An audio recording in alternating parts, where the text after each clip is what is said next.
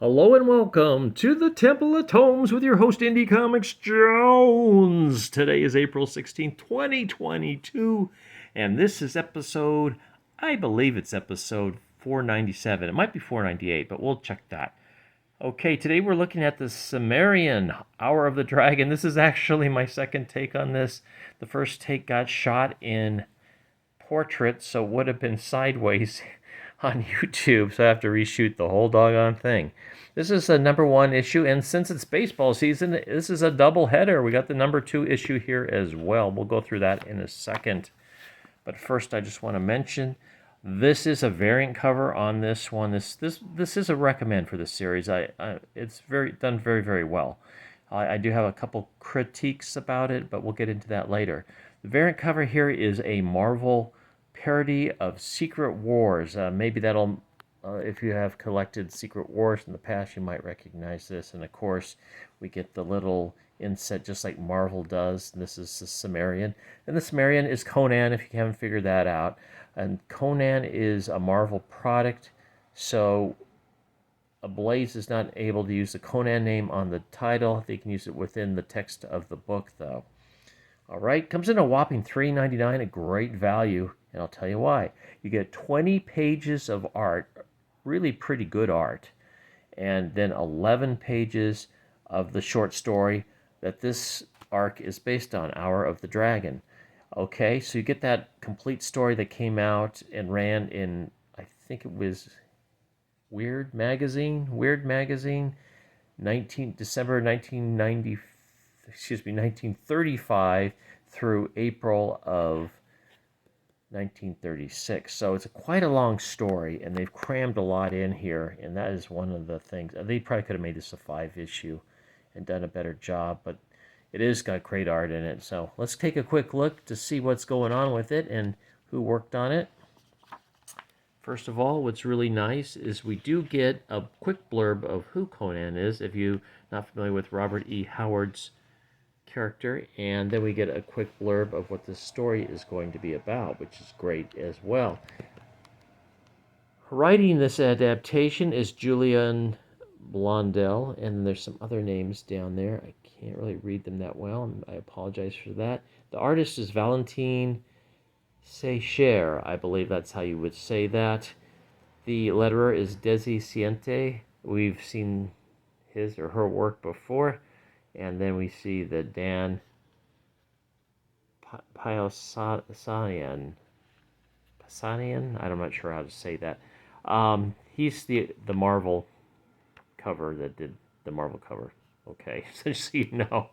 On the regular A cover, I believe it is Valentin Seycher, and then he has some other artists as well. So we'll take a look at the cover gallery as when we get further into it. Okay, so let's take a quick look at this art. It is really nice. I mean, and the colorist did a fantabulous job. I believe it's the same person, Valentin Seycher. What got me a little bit is there's a ton of narrative, and you can see it appearing in the boxes here, and it just comes in and comes in. Really loading up the picture, kind of distracting at times, overwhelming it. And because this guy did a really nice job on this art.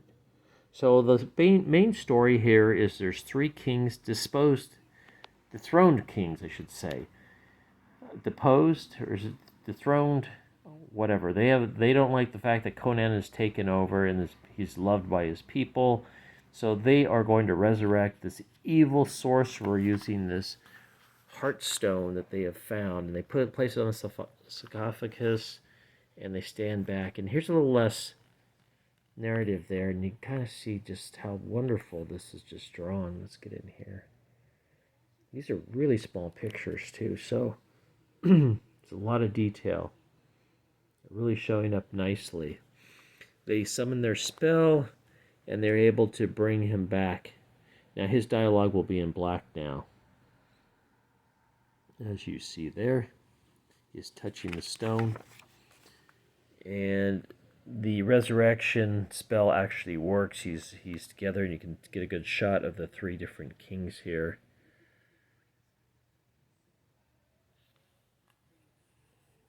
and the sorcerer that they have resurrected. Okay, and he's not like a nice looking dude either. There you go, there's a close-up of him. So they want him to take on Conan and his army. There's Conan sitting upon his throne. So first things first is they start marching upon Conan's kingdom. Look at that. Just, obviously it's taking place in wintertime. You get a little bit of snow there. And Conan is being told that, hey, there's armies marching. And he says, we'll go out to meet them. But in the meantime, the sorcerer pays a spiritual visit to Conan. And you can see him telling him Conan what he's going to do to him. And Conan tries to attack the vision, and he's knocked back. You can see here, maybe the guy's got very bad breath, I don't know, but you can look at all that dialogue in there. See a lot of panels on these pages, and for the most part, on this page, there isn't too much dialogue, so you can really get a good look at it. See, the assistant finds Conan knocked out, and Conan says, get me my armor, we're going after him. So the two armies are going to march upon each other here. And I'm not quite sure which is which. I'm assuming that Conan's army is over here. And then the other army is over here, the invading army. But I'm not 100% sure. So Conan's army goes ahead and is going to charge in. Now this is where they get trapped. They get tricked. They go charging in, got their archers going, the other team sends their shock troops in, and the sorcerer decides his plan is to bring the whole mountainside down, and I love this shot. He just has this mountain just disintegrate and fall. So it falls on both troops, but Conan's troops take the brunt of the force. And you can see the boulders falling. Just amazing art. Just love this art. Wow. And they find Conan kind of buried within this rubble and take him prisoner. And they take him to their city. Now, Conan's own people think he's dead at this point because the whole army was just covered in this rubble.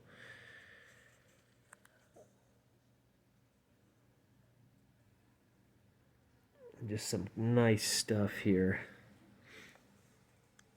So they take Conan back and then they imprison him. Oh, I just love the colors in here too. Just really cool. It's nice. I can feel the warmth of that fire. I mean, just nicely done. Nicely done, Mr. Secure. And they drop Conan into this deep cell, and you can see there's some skeletons and things by him. Now this handmaiden comes, and she speaks to him and throws him a large sword. It tells him, you can get out of there, cut your bounds, these ropes that are binding you, and just follow the path east. He's got a sword to help him. That's kind of where this ends. Now you can see, here we get 11 pages of text, which is just incredible. It's very small print. Very small font they used on here. But, yeah, December 1935 through April 1936 this ran. I'll give you show that little blurb there. In Weird Tales. And then go ahead and take a look at the cover gallery. So if you don't know, this is a recommend. Look at all that text. I mean, whew. And you can see that cover A was really cool. Not sure if that's the handmaiden. He tells the handmaiden later on, thank you for helping me. I'm going to make you my queen, my queen. But I don't remember seeing anybody like that besides the handmaiden. So I'm assuming that's who that is. And there's some more covers, just slightly variant, blank, and then without the titles on there. All right. So we'll go right in the second hand. This is the next issue, obviously. So I got that already. Boom. It's not an optical illusion. Really quick on the back here, we get the the shot of Conan there on his throne. His people worship him as if he were divine. So there you go. And the second issue picks up right where the first issue left off. We got the same team on here just to prove it. I'll go ahead and show you there. Instead of a Marvel parody, on this one we get a DC parody, and it's kind of Conan in a Wonder Woman type pose. So there he is at the bottom of this pit. He's tied up. She's thrown him the sword. He cuts the ropes that are holding him and begins this journey. He comes across this old man that's wandering around in there and just says, look out, no one ever gets out of here alive. And there's a reason for that. And now the reason is this gigantic gorilla or ape. And you can see this is the cover here. This doesn't actually happen in the book exactly that way, I don't think. So Conan charges. They both charge each other. You can see this is a nice shot of Conan coming in with his knife, and he plants it deep into the ape's chest,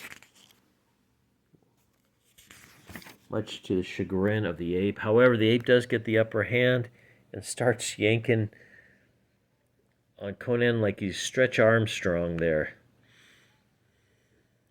And Conan's able to lift his legs one last time and drive the sword deeper into the ape, basically bringing him to the ground dead. See the blood flowing in the underground river there. Conan makes his way out with the help of the handmaiden, and she gets him through the thicket there, and he's off to different lands. Now he wants to go back and seek revenge. That's his big deal. Meanwhile, one of the other kings realizes that Zoltan, who's the evil sorcerer, is getting too powerful, and he's going to go and try to recapture the Heartstone. So he makes his way in. Look at that, nice. Look at the tile. Just the detail on this alone. I'm assuming this guy's fairly prolific, because wow, there's just some really. This would take me forever to do. It wouldn't come out this good. So he goes after the Heartstone and doesn't know there's a spell on it that brings out all these serpents. I don't know if these are the dragons for Hour of the Dragon. I guess we'll find out later in coming issues. There's a lot more to go.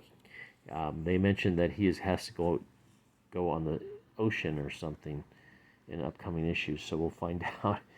And the sorcerer shows up behind the king. So the king's a little disturbed.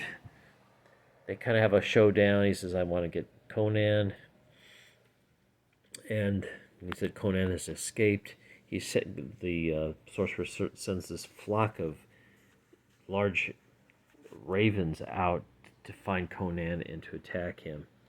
Conan's making his way through the wilderness this time, slowly but surely. And I think for the most part by himself. So he is wandering out here in the wilderness when the birds find him and attack him. And he's overwhelmed. There's just so many coming him out at once. And it just gets thicker and thicker, and he's just suffocating in these. And fortunately, a witch happens by that's on his side, says this is not your time to die. And she's able to get the birds to go off, and she accompanies Conan for a while, taking him to the city with the Iron Tower. This is where the three kings are. This is where the sorcerer is as well. So take a look at this art. I just love this. Just incredible. But then you get these big blocks of just, it just seems like it really breaks up the art. A little more room down at the bottom, I guess it could have used.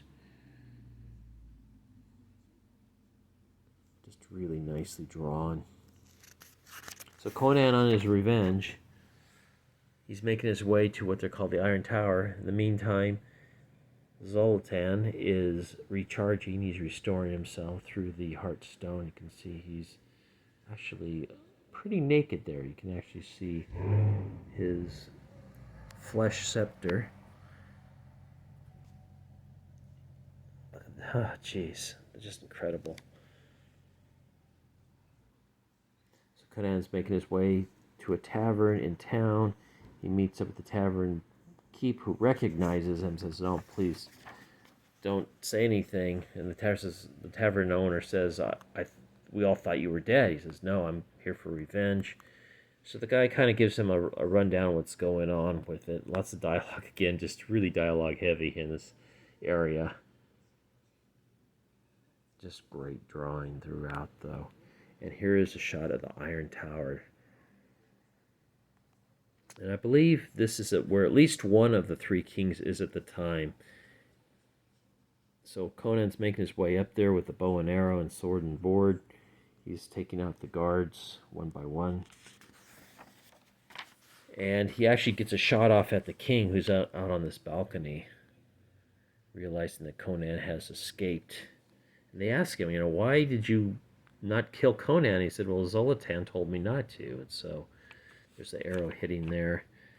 He's going, oh my gosh. And so he sends his guards out to stop Conan, and they have a nice brouhaha.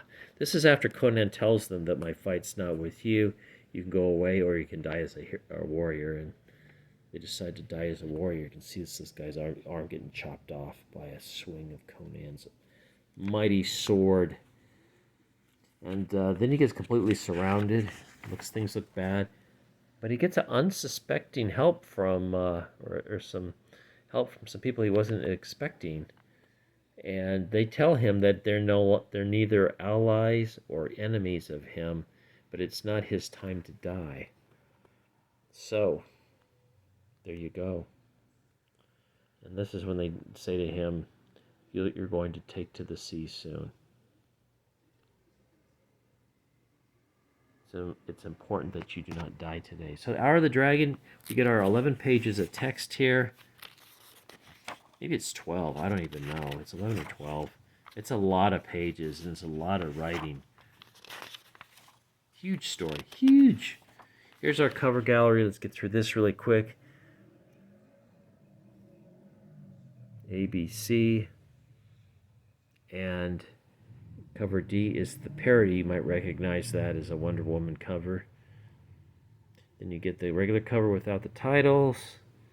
And then two more without the titles, one in black and white. So no blank cover on this one. I do like this cover the best, I think. This one I'm not sure what's going on. I can't really tell. So yeah, that's my fave. Now for the next cover, this looks like a pretty decent cover here. So we got the Cimmerian with an axe, battle axe. And here's the blurb. Let me see if I can read this for you. Conan is loose and on the hunt for revenge, but he won't be able to do it alone. He will need to seek help from another mystic and try to return to his people if he hopes to defeat the bloodthirsty kings and wizard who put them on the throne. And he will have to take to the seas to get it done. So there you go. There's the mention of the seas. All right, so there you have it. This is a recommend. This is issues 1 and 2. Thank you very much for stopping by and watching this YouTube video review of the Cimmerian Hour of the Dragon. As always, please like, please subscribe, please leave comments, and I'll see you next time at the Temple of Tomes. This is Indie Comics Jones bidding you a great Easter, and adieu.